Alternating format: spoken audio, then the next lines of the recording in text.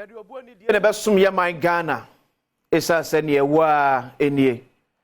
Ne obo ade echeche no ba bi ode bedua ye enie. Ye ne betimi aye man Ghana ye medin de akwasi ensi asemi de kabre e na asun. Me chia one anopai.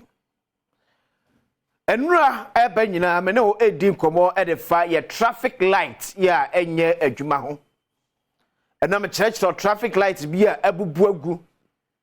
Nie ba bi a uduru a edamudin esum se kabresi. Na bi ko duru a traffic light ne nya adwuma street light so sa nya adwuma. Te sum na se eja nam saa na ode ekọ. To da bia na asefem na awreho. But quickly, my mention story be on graphic online. Asem bia Minister for Roads and Highways ade tuja maybe abesene twemko. January 23, 2019. Or see no more 40 traffic lights in Accra by June 2019. No more 40 traffic lights in Accra by June 2019. Minister for Roads and Highways. Onam Kosiam Wakwata. Afeba ne saying.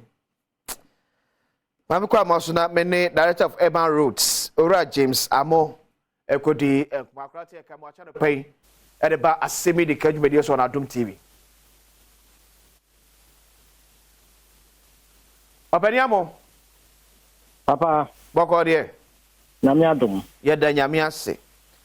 Ye na kenim say Minister for Roads and Highways Accra said there will be no more 40 traffic lights, especially in Accra.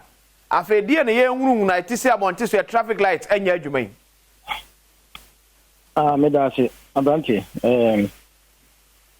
me say me tell say wo ka story there who attributed to minister some time back. Yeah. But the metro can say yes, and we had a program. Nanke ba be traffic lights for Accra air connection. Coordinating in a boom. But that's a now the program into take it off said you see penal. And into achieve the minister did two Ghana. But you haven't abandoned it. You go so yeah on your man. Oga say program no to me achieve since 2019 because minister Kaswe 2019. Yeah, I mean so you know a few challenges with the funding near there. Indeed, we are still working on it. Because it's an objective that we want to achieve. Okay. But as of now, no, we have not been able to do that yet. Okay. But we are trying to address the challenges and get there. Now, a program by and now we initiate no more 40 traffic lights. Oh, it's just a program. Yeah, replace the traffic lights. Near coordinating near central pointer. Able to me from that place. Able to me view all the traffic light intersections for Greater Accra region in particular. And it was a traffic signal coordinating system you put in place. Okay, and the abrebe who say funding a challenge and more calculation mo di mo nyina gu enkrata so no. Na mo se kwam na me fa so me fund such a program. Oh, I know I cannot give details now, but normally we package projects for funding and we receive the funding and go ahead with them. But along the line, these things do okay. As you rightly know, there are quite a number of projects in the country that have been suspended due to some of these challenges. And I know there are operational issues. Okay. Yeah, what specific fund be one more day and maintaining your traffic light? Well, first and foremost, your road fund budget, I maintaining traffic lights. Now, to just explain a bit now. Also, the reason they traffic light too, primarily to coordinate the movement and also for safety reasons. Sure. Now, for every traffic light intersection in Ghana, we have a maintenance contractor in charge. Or making sure the light is on at all times, barring any unforeseen circumstance. Into our maintenance contracts with contractors. However, other issues that occur here, accidents, BC, vandalism, theft, near the those on their clauses in our contract, we expect some rapid response.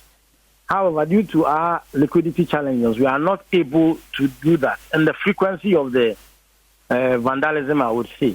And also, it's difficult for us to cope.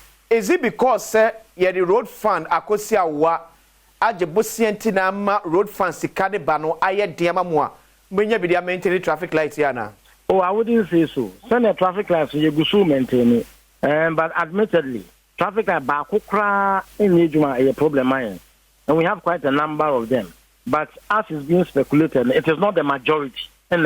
According to National Road Safety Authority, about 48% of our traffic lights in Ejuma.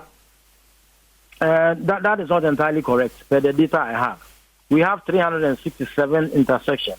And even that, we have done about 8 more.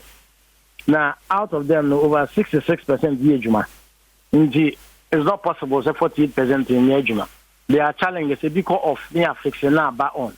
You see, if I give you some of the examples, for example, Kokomleme dancing or just to Joy FM, hold on. The light is not working now, and the reason is Obiko yi chamber ni free ho. Unfortunately, some unknown people so akoshija wa chamber ni mo ashikebu sing na. These are things that you least expect will happen. But you see, I think you guys have talked about it for some time. Yeah. Controller is you know, Ubiako vandalize Ebubu as a controller. And these are things that happen. Accidents, Susi, Atlantis Radio dancing or Nikiamu, Kakwako boom. And we are unable to immediately respond as we would have wished. But these are things that we are trying to deal with as much as possible. Road funds, we have over 66% working. Even though that is not preferred, we wish to have 100% working. Okay. So road funds them say ka eba brano either quarterly or annually. And a road funds that hold my photo that hold more is easily to go for. Now a face still aye dendia mama say ubenye sika maintain a traffic light. Oh, as I was saying, and yet the maintenance per se, I'm talking about the vandalism, and and yet the regular thing that occurs. Sabi, Obikoji control any free, control any boarding. It is not the normal maintenance contract that a bit contractor can manage. This requires a lot more money than what we normally get. It's your more almost says, sir, and near my way area, said my way no. How one in the first place, yes, secure, and near mana, ye traffic lights, no, and buying. And I think Shabbat I'm going to make sure as a for no, you bet me to Amsosa. Question I'll be saying there, annoying. Traffic lights, they are born buying OSHA controllers, they are mean cages, they are protected. However, suddenly, TFA are comfortable about. Indeed, you better buy as much as possible, but you better see second phone is born home by now. What why na ring and tababefa? Intinyani ya libi hu. Yes, that's a police for beboa. No mo so ehubi na yensaka omo. So yensaka omo dia. Ye hwe momutuaka. Some fans car kobuma. You make sure you hu vehicle nkwa dia. Insurance and other means be befa ye di beji sikana ayen ye beye. Bala na the paper no ye pese di kan ye kwa ansa na ya pursue sa animal. Okay. Eti see, I can say contractor, sell mama contractor, said traffic light, what teach him more, Okosisi. Oh, yeah, well, 3 major contractors are almost young with Jamai. Send them big traffic lights, you over 360. And you have 3 contractors or Mudikans throughout the whole country. Into your money now, so every month they come up with their bills and we, as much as possible, address them. With about 36% of our traffic lights, yeah, and yet, according to our data, no. Says the young friend say consider Benny BCS traffic light am. Oh, we are in the process of working on them. Apart from the beer controller barbitua, it takes time to fix. No, we believe that in the next 2 to 3 months, we should be over the hill and sort out most of these problems. That's it. Because your name contractor for the young Kitahun be I can say, Omo regime said the Ombe Biano, Yibitiomoka. Okay. Yeah, that's what you're bringing out. Mr. Damasio. Director of Urban Rose, opening James Amo, and I'm to say no train common. Tiawa. See a man best 2 to 3 months. Yes, a traffic light.